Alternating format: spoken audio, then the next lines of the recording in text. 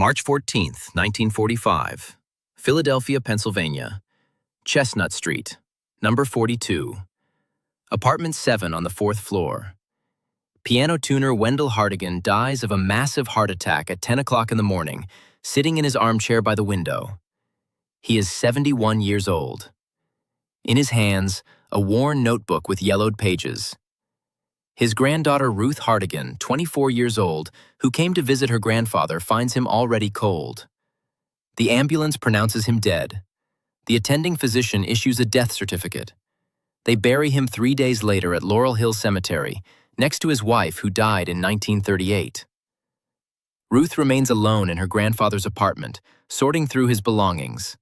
Clothes, books, sheet music. In the closet, behind a stack of yellowed newspapers, she finds a cardboard folder labeled Work Records, 1935 to 1945. She opens it. Inside are 23 hardbound notebooks filled with her grandfather's small, meticulous handwriting. She flips through the first one. Notes about tuning instruments, client addresses, peculiarities of each piano. The Academy of Music, the Curtis Institute, private homes, all routine. She picks up the notebook from 1939, flips through it. On page 47, between entries about replacing hammers in a parlor Baldwin, she sees a strange note in blue ink. Underscore, underscore, quote, underscore, one, underscore, underscore. Ruth stops, reads it again, checks the date, August 23rd, 1939. 6 years ago. She flips forward. The next entry about this apartment comes a month later, September 27th of the same year. Underscore, underscore, quote, underscore, two, underscore, underscore. Ruth closes the notebook, opens the next one, 1940, finds entries about the same apartment, 5 of them that year. Each contains details. Her grandfather documented everything. The number of locks on the cellar door, now 4, they added a new deadbolt. He saw different women, one with red hair, another with a braid down to her waist. Both thin, both avoided eye contact. Once he heard a male voice from the cellar, rough, commanding. Pemberton went down there every time her grandfather came to tune the piano. Always said the same thing, checking the wine supply. We have a collection dating back to 1932. Ruth pulls out the 1941 notebook. Even more entries about Walnut 38. Her grandfather visited nearly every month. Pemberton was meticulous, demanded perfect tuning, paid well, recommended him to other clients among the city elite. Her grandfather couldn't refuse. The entries become more detailed. March 15th, 1941. Saw through the partially open cellar door when Pemberton went downstairs. Electric lights down there. Heard running water. A woman crying. He quickly shut the door. I continued working on the piano. Pretended not to notice. June 22nd, 1941. Tuned the piano for 3 hours. Pemberton left on business, left me alone. The maid, the redhead I saw last year, brought tea. Asked her name. She answered quietly, Eleanor. Asked where she was from. She said Allentown. Asked how long she'd been in Philadelphia. Said 2 years. Started crying. I didn't ask further. Finished my tea and left. Ruth flips through notebook after notebook. 1942, 1943, 1944. More and more entries. Her grandfather recorded every detail. The number of women he saw, at least 8 different ones over 6 years. Some disappeared, new ones appeared. Once, in November 1943, her grandfather wrote, Ask Pemberton what happened to Eleanor, the red-haired maid. He said she went back home to her family in Allentown, missed them. But his eyes were cold. He's lying. In the 1944 notebook, Ruth finds a pasted newspaper clipping, a small item from the Philadelphia Inquirer. Headline, Body of unidentified woman found in Schuylkill River. Brief text, March 23, 1944. The body of a woman aged 25 to 30 was discovered on the banks of the Schuylkill River near Fairmount Waterworks. Identity unknown. Cause of death, drowning. Police asking relatives to come forward. Beneath the clipping, her grandfather wrote, "Red hair. Eleanor from Allentown had red hair." Ruth feels a chill. Looks at the calendar. Today is March 23, 1945. Exactly 1 year later. She continues reading. In the notebooks from 1944 and early 1945, her grandfather writes about the same address. The entries become desperate. Don't know what to do. Pemberton is the brother-in-law of the deputy mayor. He has connections. If I go to the police, they won't believe me. Or they'll believe me but do nothing. Or they'll do something to me instead. I'm nobody. A piano tuner. A retiree. Who needs me? But there are women there. In the cellar. I hear them. Every time I tune that cursed piano. The last entry, from March 10, 1945, 4 days before her grandfather's death, ___, quote, _10__. Ruth turns the page. On the final spread of the notebook is a list. 8 names. 8 addresses from different parts of Pennsylvania. Allentown, Scranton, Reading, Harrisburg, York, Lancaster, Bethlehem, Chester. Next to each name, years. Quote 11, quote 12, quote 13, quote 14, quote 15, quote 16, quote 17. The last on the list, quote 18. Ruth sits on the floor in her grandfather's apartment until late at night rereading the notebooks. Pieces together a timeline. Cornelius Pemberton, born 1890, director of the Philadelphia Housing Authority since 1935. Married, 2 children, a son and daughter, both attending universities in New York. Lives alone in his apartment on Walnut Street. Large apartment, 5 rooms, with a cellar beneath officially registered as wine storage. Access to the cellar only from his apartment. Neighbors know nothing, or pretend not to. Since 1939, possibly earlier, he's been bringing young women from smaller towns under the pretense of housemaid positions. Keeps them in the cellar. How long? Varies. What he does to them? Her grandfather didn't write in detail, but Ruth understands. Some disappear. Possibly die. Possibly murdered. Eleanor Brennan, almost certainly dead, found in the Schuylkill. 4 women marked in the list as still there as of March 1945. They might be alive. Ruth understands. Her grandfather collected these records for 6 years but didn't know how to use them. He was afraid. Pemberton was untouchable. Brother-in-law to a high-ranking city official. Connections in City Hall, the police department, everywhere.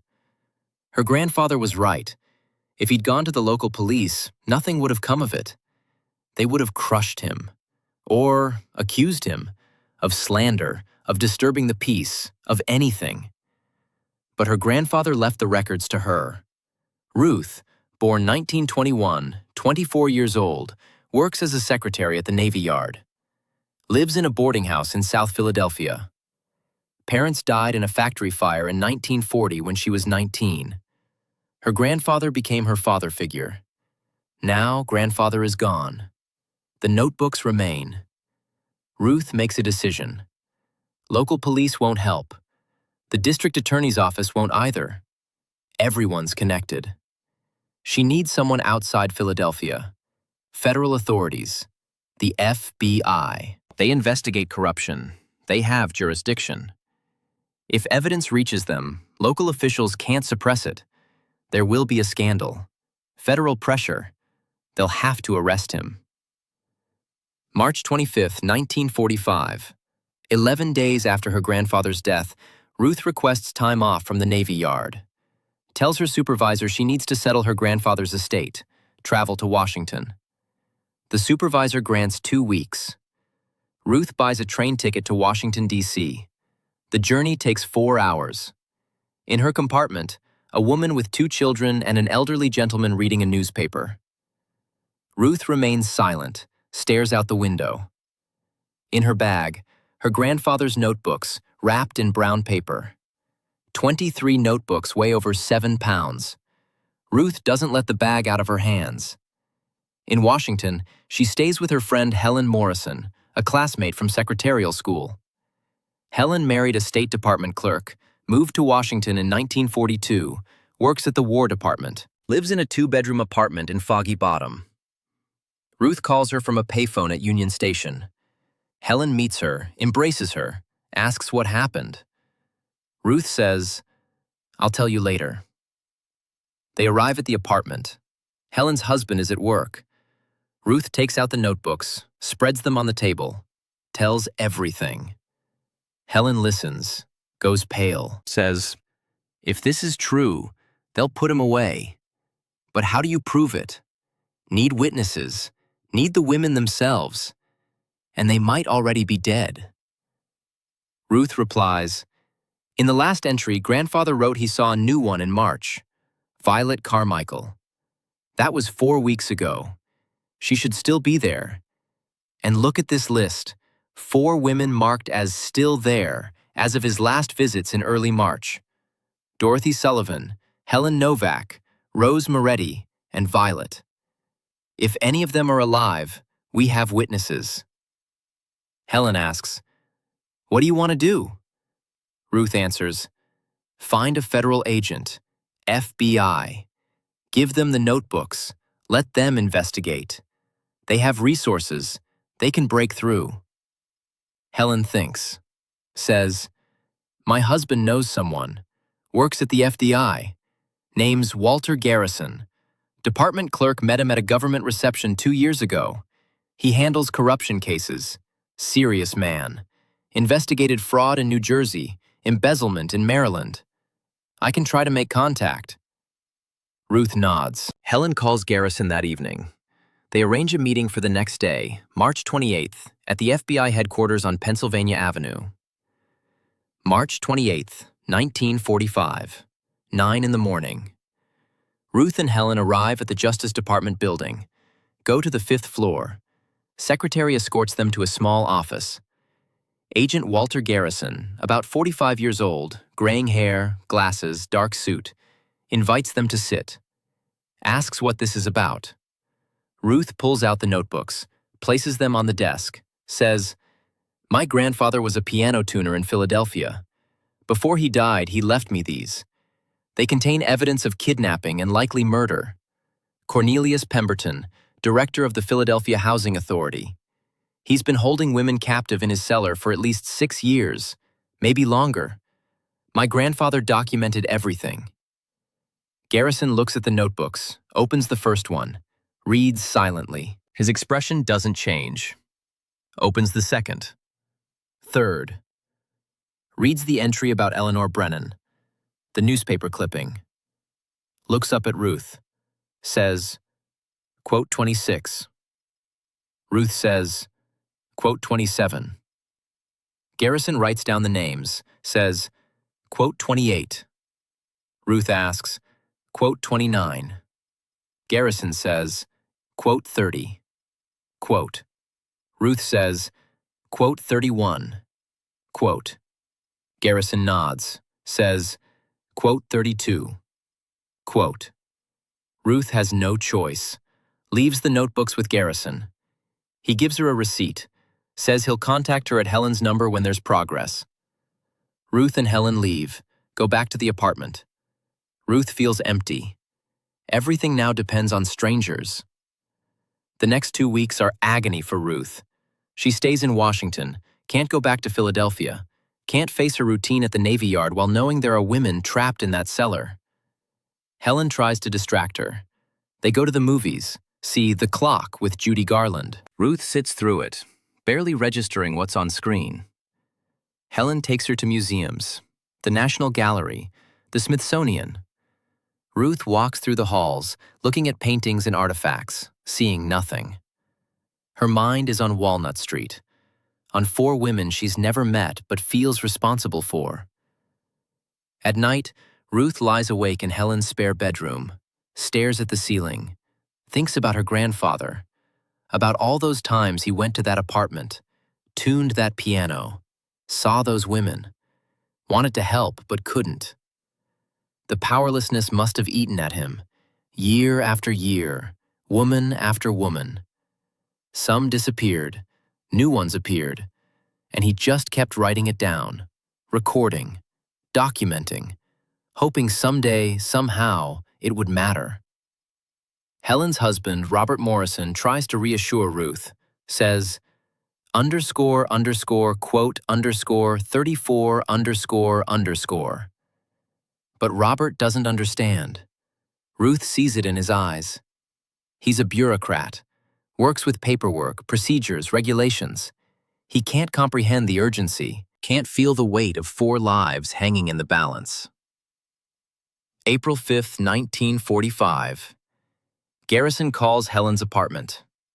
Ruth picks up. He says, "We found something." Agents interviewed neighbors on Walnut Street. One elderly woman lives on the floor below Pemberton. Says she sometimes hears sounds at night, like crying, from the walls. Asked Pemberton about it once. He told her it's rats in the walls, old building. But she didn't believe him. Also, we checked property records. The cellar under Pemberton's apartment was officially closed in 1936 due to flooding. No permits for renovation.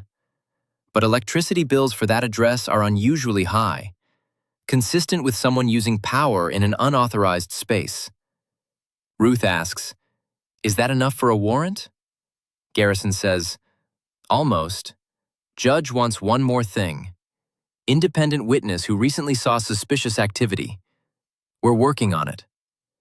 Ruth feels frustration rising, says, "How much more do you need? My grandfather's records, the neighbor's testimony, the utility bills. What else?" Garrison's voice remains calm, says, ___, quote, _39__. Ruth knows he's correct, hates it, but knows it. Says, "How long?" Garrison says, "Few more days, maybe a week."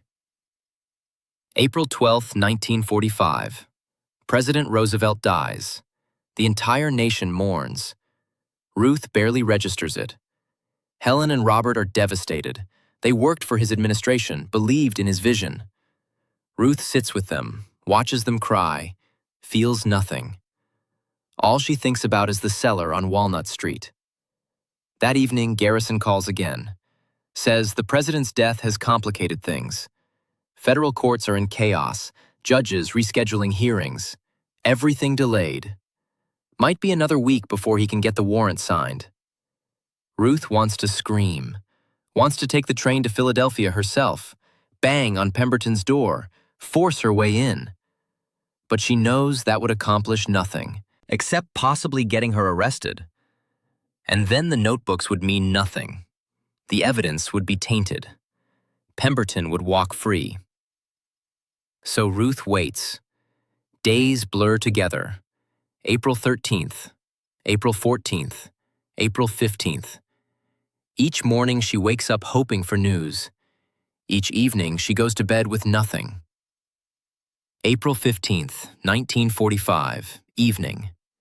Garrison calls, says, "Got the warrant. Federal judge in Philadelphia signed this afternoon. We raid tomorrow, April 16th at 6 a.m. Do you want to be there?" Ruth says, "Yes." Garrison says, "Meet my agents at the corner of Walnut and Broad at 5:45. Agent Lawrence will be waiting. Dark sedan. Don't be late." Ruth doesn't sleep that night. Lies in bed, watches the clock. 3 a.m., 4 a.m., 5 a.m. Gets up, dresses. Helen makes coffee, hands Ruth a thermos, says, ___, quote, _45__. Ruth nods, takes the thermos, leaves. April 16th, 1945. Ruth takes the first morning train from Washington to Philadelphia, arrives at 4:30 a.m. The city is dark, quiet. Street lights flicker. Few people about. Factory workers heading to early shifts. Milkmen making deliveries. Ruth walks through the familiar streets. Hasn't been back since her grandfather's funeral a month ago. Everything looks the same. Nothing is the same. She reaches the corner of Walnut and Broad at 5:40 a.m., sees a dark Chevrolet sedan. A man in a fedora and overcoat steps out, says, quote 46. She nods. He says, quote 47. They drive to Walnut, 38, park half a block away. 2 more cars arrive, 8 federal agents total, all armed. Lawrence briefs them, shows the warrant, reviews the floor plan, explains the cellar entrance is hidden behind wine racks in the hallway, says, quote 48 . Lawrence turns to Ruth, says, quote 49 . Ruth nods. 6 a.m. Agents approach the building. Superintendent opens the front door. He's been briefed, cooperating. They go up to the 4th floor.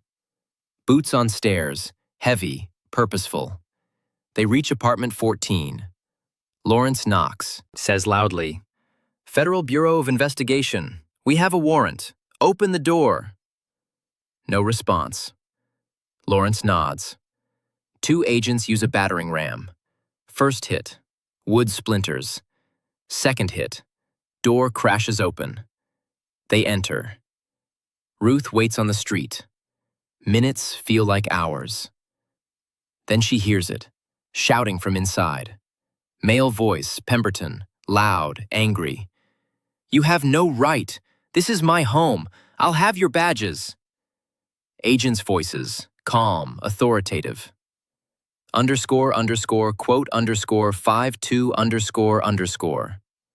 Then, sounds of a struggle. Furniture moving, glass breaking. Then silence. Ruth's heart pounds. She stares at the building entrance, waits. 5 minutes pass. 10. 15. She's about to go inside when Lawrence appears at the door, signals Ruth to come up. She runs up the stairs, 4 flights, bursts into the apartment, sees Pemberton in handcuffs sitting on the floor. 55 years old, balding, expensive suit, face red with rage, shouting, quote 53 . Lawrence ignores him, says to Ruth, quote 54 . Points to the hallway. Ruth goes there, sees agents helping women up the stairs from the cellar entrance hidden behind the wine racks. The racks have been pulled aside. The door with multiple locks stands open, concrete steps leading down into darkness. 4 women emerge, thin, pale, dirty, wearing torn clothing, hair matted, eyes hollow, blinking in the light like they haven't seen daylight in years. One is very young, barely 20, dark hair, Violet Carmichael. Another is older, maybe 30, Dorothy Sullivan. The third woman has dark circles under her eyes, Helen Novak. The fourth looks barely conscious, Rose Moretti. Ruth approaches slowly, says, You're safe now. He can't hurt you anymore. The youngest woman, Violet, looks at Ruth, starts crying, collapses. An agent catches her, calls for medical assistance. Ambulances arrive. Paramedics rush in, take the 4 women out on stretchers. Ruth watches, sees Violet's hand hanging off the stretcher, reaches out. Violet's fingers close weakly around Ruth's hand. She whispers, quote 56 . Then the paramedics take her away. Agents continue searching the cellar. Ruth hears them calling out what they find. Quote 57, quote 58, quote 59, quote 60, quote 61, quote, 62. One agent comes up, looks sick, says to Lawrence, underscore, underscore, quote, underscore 63, underscore, underscore. Photographers arrive. Document everything.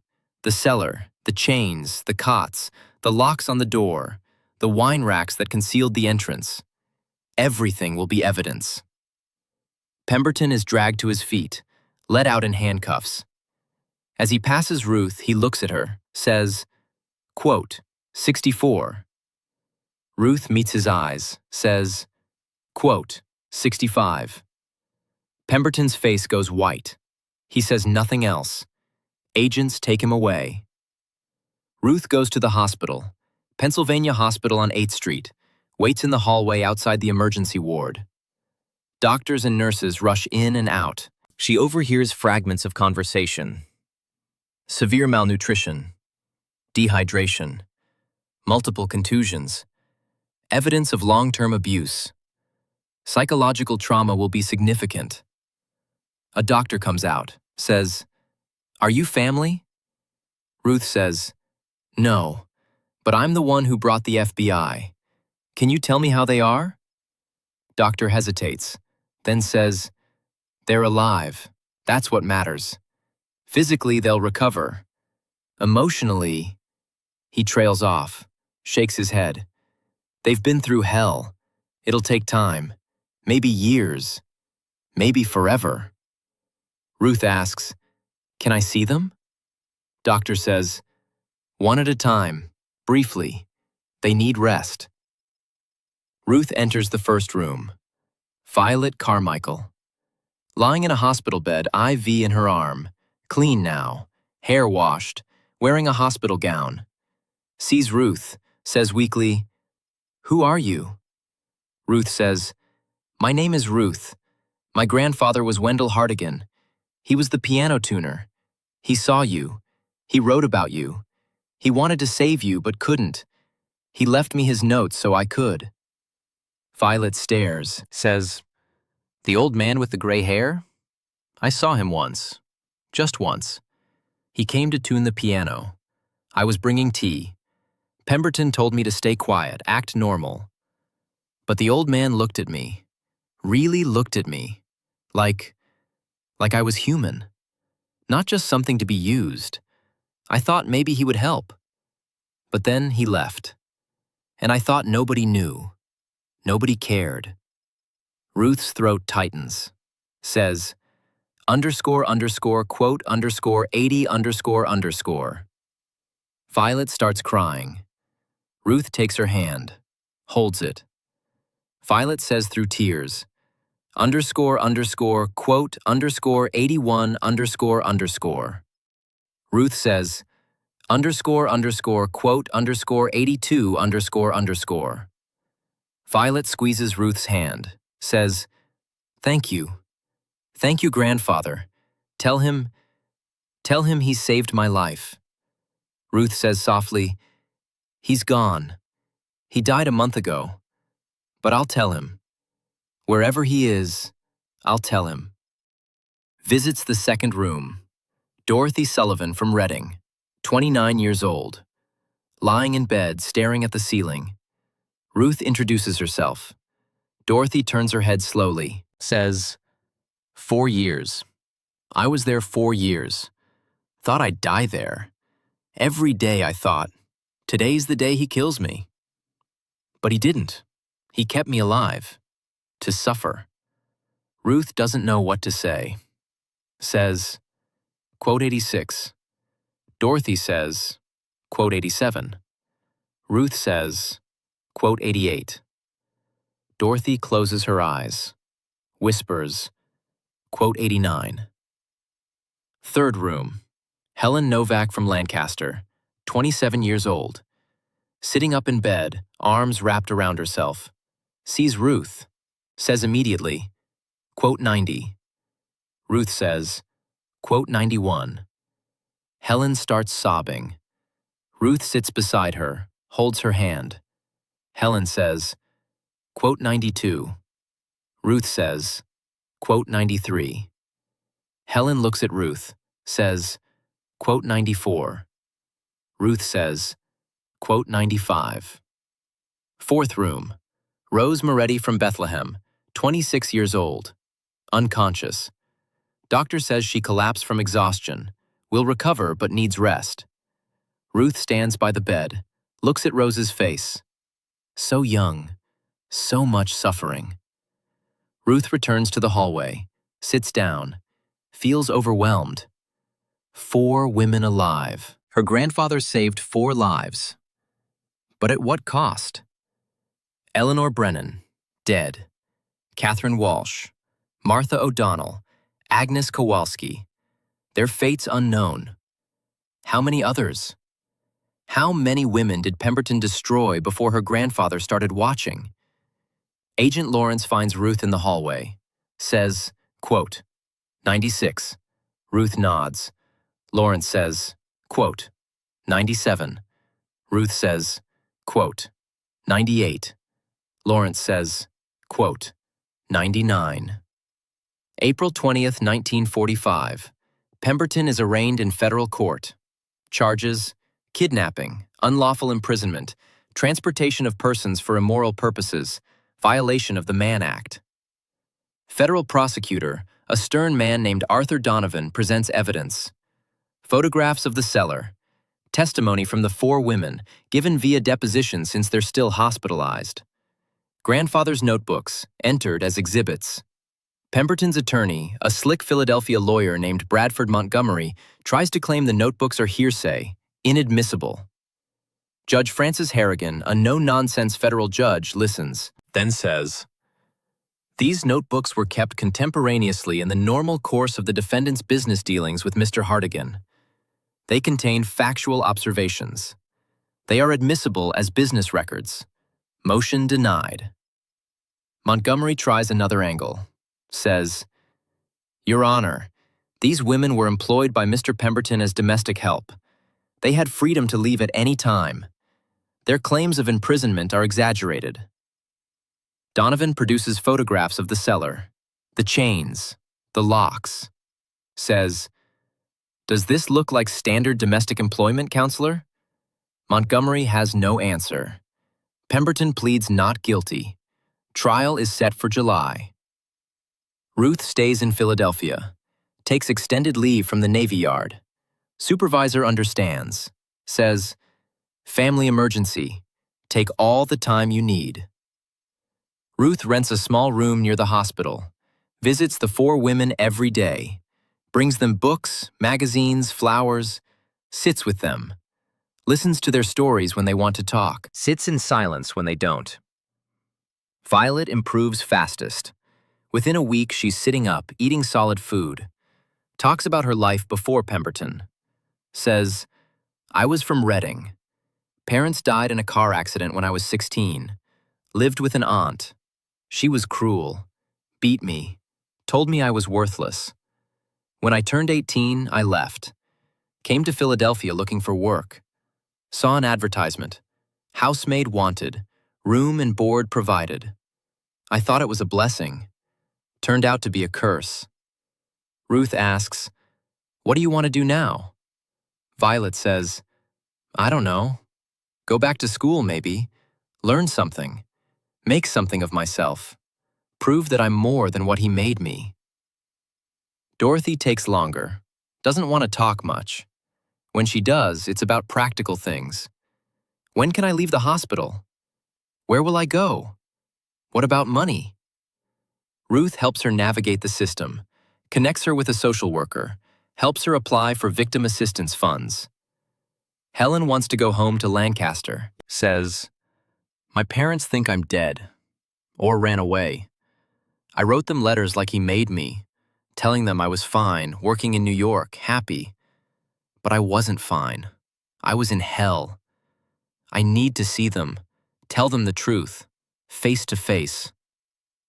Ruth arranges for Helen to call her parents, listens as Helen breaks down on the phone, hears her mother's voice through the receiver, shock, joy, disbelief. Helen's parents come to Philadelphia the next day. Ruth watches through the hospital room window as they embrace their daughter, all three crying.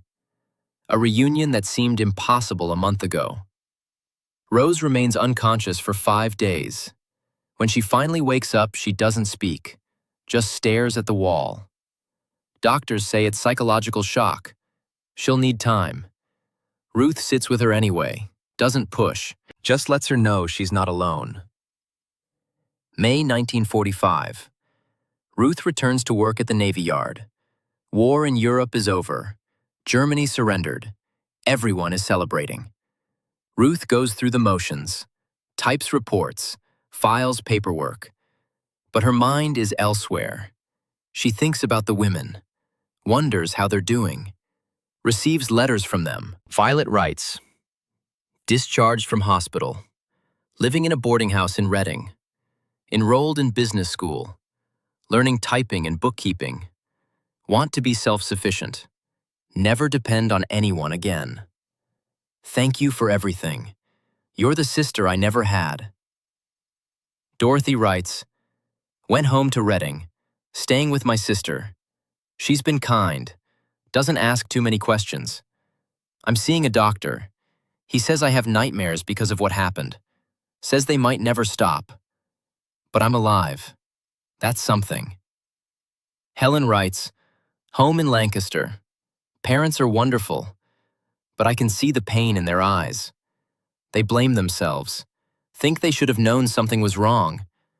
I tell them it's not their fault, but I don't think they believe me. I don't know if I believe it myself. Rose doesn't write, but Dorothy mentions her in a letter. Quote, _114 June 1945. Ruth receives a call from Agent Lawrence. Says, quote, _115 Ruth feels sick. Says, quote, _116 Lawrence says, quote, 117. Over the next 2 weeks, 2 more bodies are found. Agnes Kowalski from York, found buried in Fairmount Park. Martha O'Donnell from Scranton, found in a shallow grave near the Wissahickon Creek. Both had been on grandfather's list. Both marked as quote, _118 Now they're found. Dead. Families are notified. Ruth attends each funeral. Catherine Walsh's service is in Harrisburg. Small church. Her parents, elderly and broken, stand by the casket. Ruth introduces herself, says, quote, 119, quote. Catherine's mother takes Ruth's hand, says, Agnes Kowalski's funeral is in York. Her sister speaks, says, Agnes was beautiful, full of life. She left for Philadelphia in 1942, said she'd found work. We believed her. We waited for her to come home. She never did. And now we know why. Looks at Ruth, says, thank you for finding the truth. Martha O'Donnell's service is in Scranton. Her brother, a veteran just returned from Europe, says, Martha deserved better.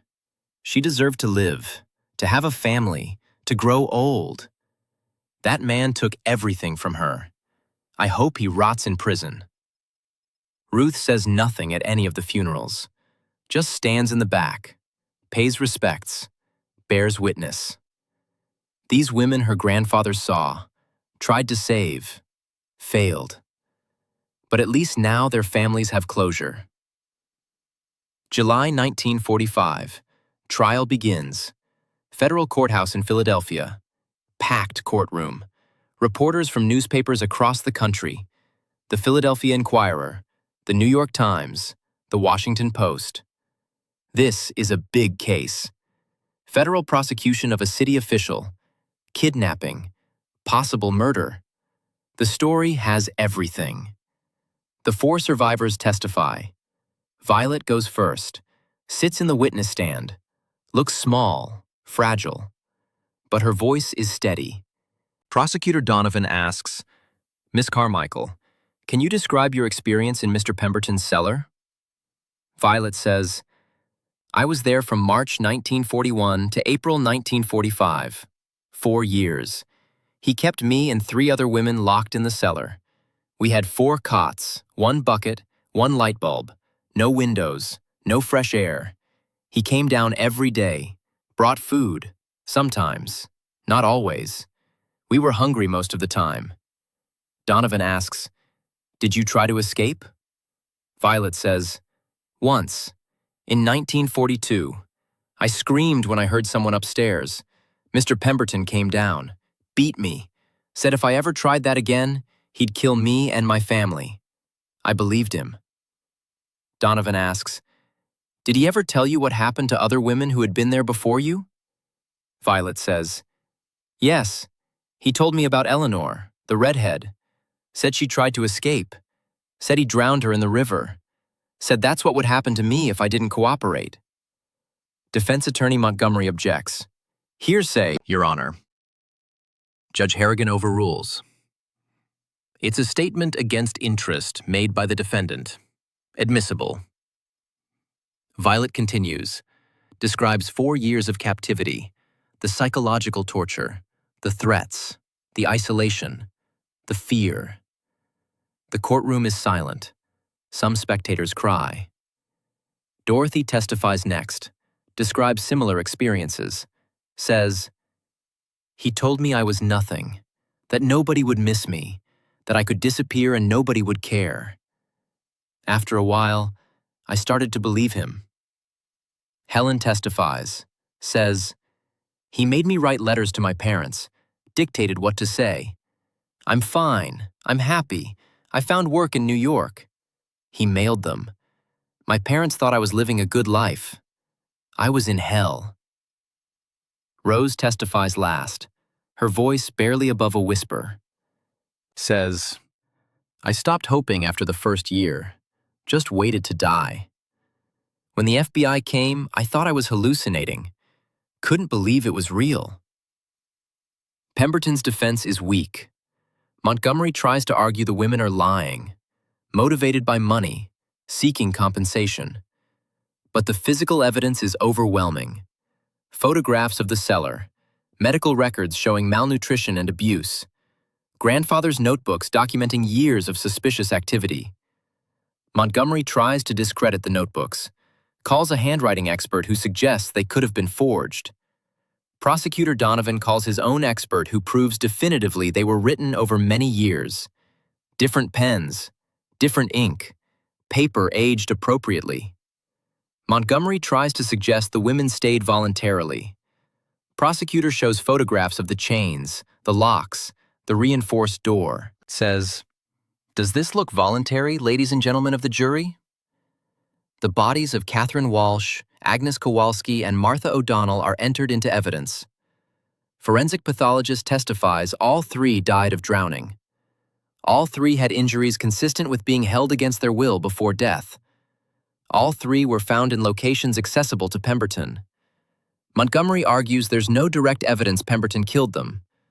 Prosecutor says, 3 women disappeared while in his captivity. 3 women found dead by drowning. The defendant told surviving victims he drowned women who tried to escape. The circumstantial evidence is overwhelming. July 18, 1945. Jury deliberates for 8 hours. Returns with verdict. Guilty on all counts of kidnapping and unlawful imprisonment. Regarding the deaths of Catherine Walsh, Agnes Kowalski, and Martha O'Donnell, the jury cannot definitively prove murder beyond reasonable doubt, but they note in their findings that circumstantial evidence strongly suggests Pemberton's involvement. Sentencing hearing scheduled for August. August 2, 1945. Pemberton is sentenced to 40 years in federal prison for the kidnapping and imprisonment charges. No parole eligibility for 30 years. Judge Hartigan says, "Mr. Pemberton, you held a position of public trust. You were supposed to help house the needy. Instead, you exploited the vulnerable. You held 4 women captive for years. You subjected them to unimaginable cruelty. 3 other women disappeared while in your custody and were found dead. While we cannot definitively prove you murdered them, the evidence strongly suggests you did. You have destroyed lives. You have devastated families. Society needs protection from predators like you. This sentence, while perhaps not sufficient given the magnitude of your crimes, reflects the maximum I can impose under federal law. Pemberton shows no emotion, is led away in chains. Ruth sits in the courtroom, feels relief, not joy, just relief. It's over. The four women are in the courtroom. Violet, Dorothy, and Helen sit together. Rose is absent, still in the sanatorium. When the verdict is read, Violet starts crying. Dorothy puts her arm around her. Helen stares at Pemberton as he's led away. Whispers, "Rot in hell." Outside the courthouse, reporters surround Ruth, ask for comments. Ruth says, "My grandfather couldn't stop this while he was alive, but he made sure it would be stopped eventually. That's his legacy. He heard those others did not hear.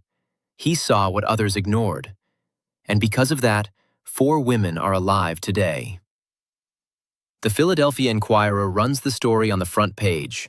Headline: Housing Director sentenced to 40 years for kidnapping women. Subheadline: Piano tuner's notebooks crack case.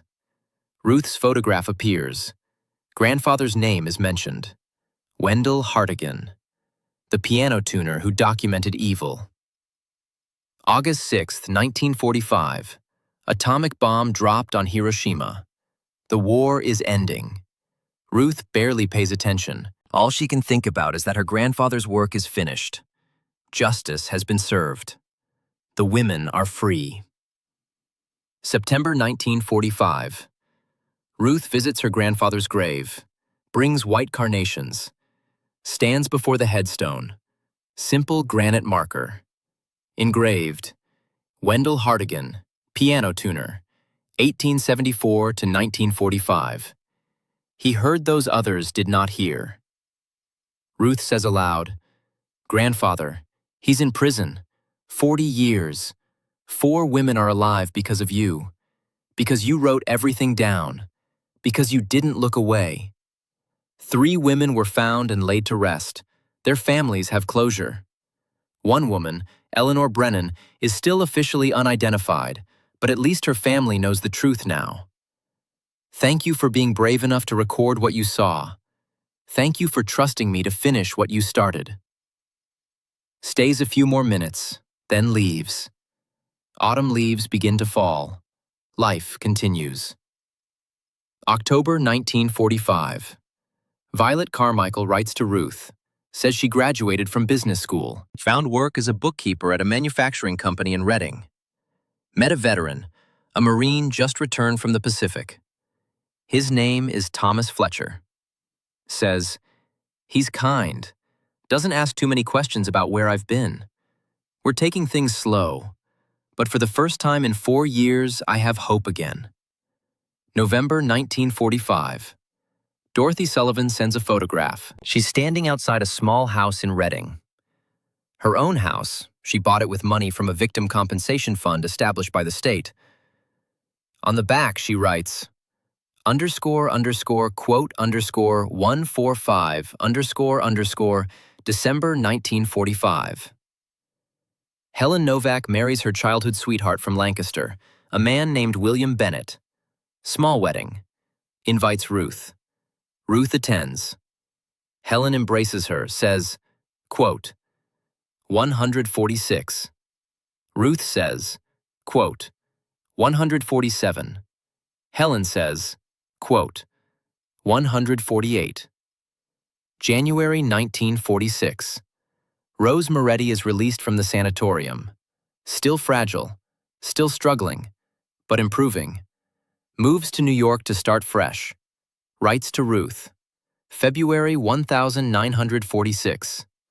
A civil wrongful death lawsuit is filed by the families of Eleanor Brennan, Catherine Walsh, Agnes Kowalski, and Martha O'Donnell against Pemberton's estate. The 4 survivors testify.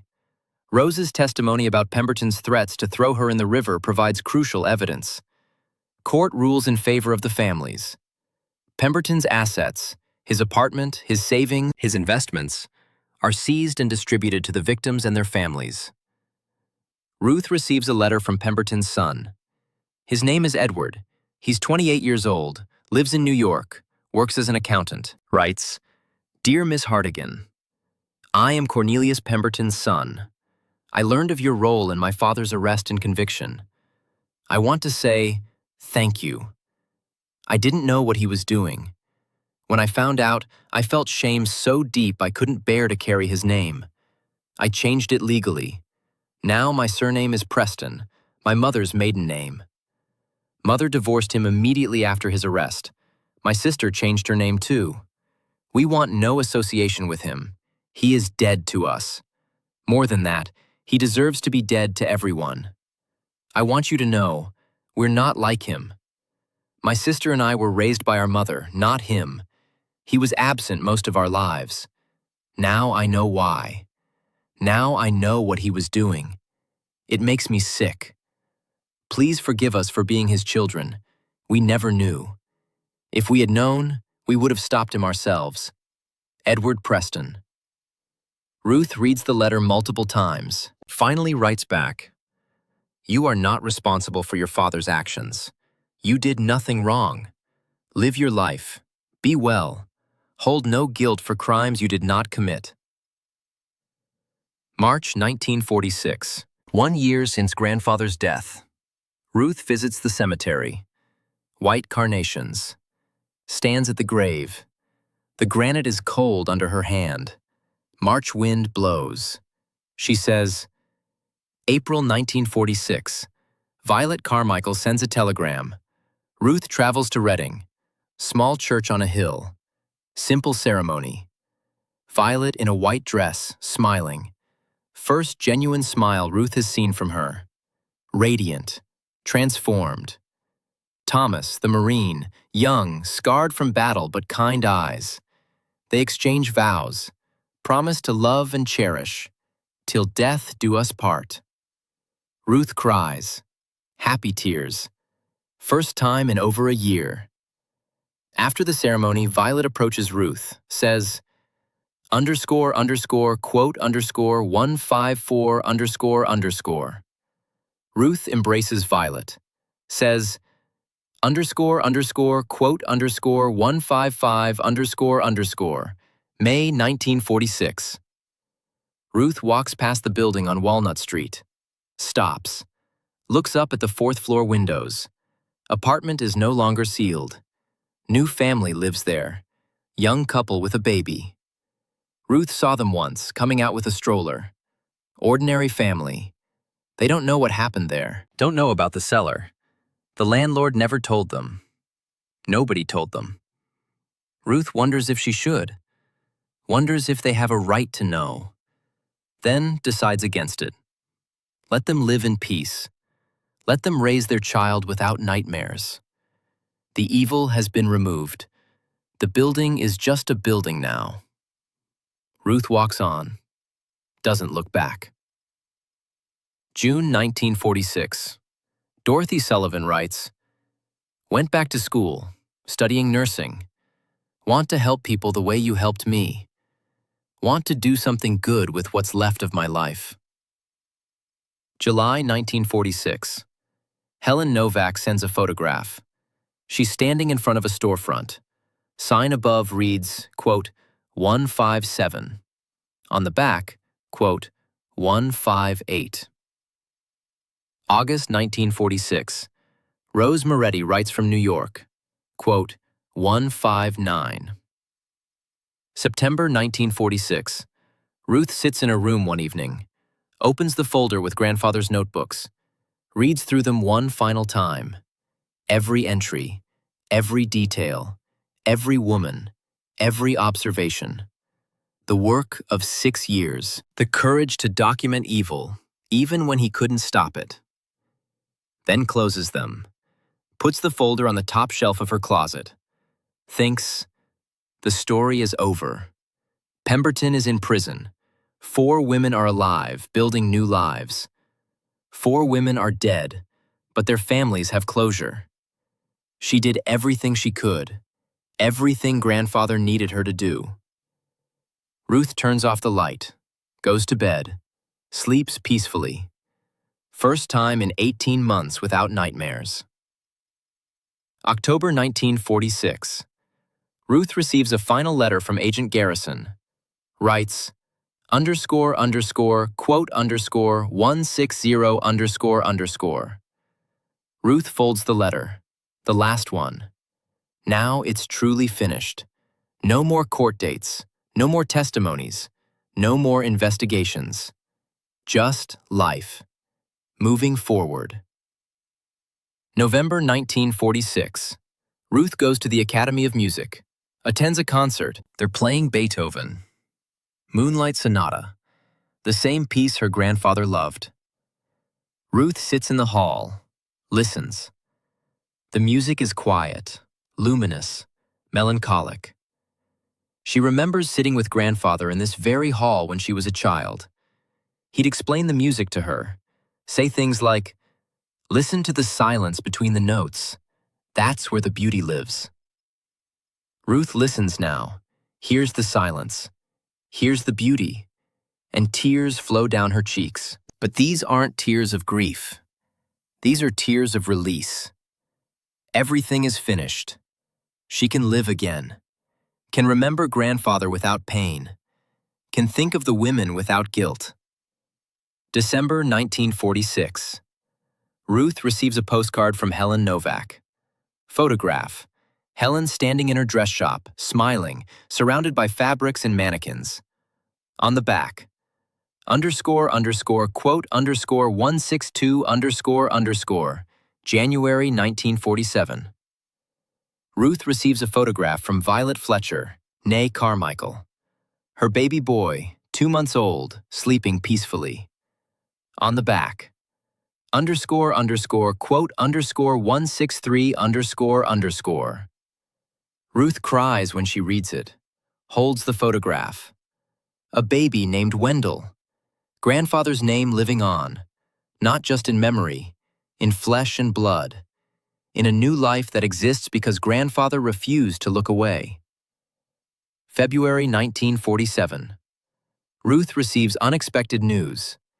Agent Lawrence contacts her one final time, says, "Wanted to give you closure. We continued investigating after the trial. Found evidence Pemberton had been doing this since at least 1935, possibly earlier. How many women total? We'll never know. Records from the 1930s are incomplete, but we found files on at least 12 missing women from Pennsylvania, New Jersey, and Delaware between 1935 and 1939 whose descriptions match his pattern. Young, from small towns, looking for work. Families thought they ran away or found jobs in the city. Most were never reported missing. Those who were, investigations went nowhere. No bodies found. No evidence. Cases went cold. We'll never prove Pemberton's involvement in those cases. Too much time has passed. Evidence is gone.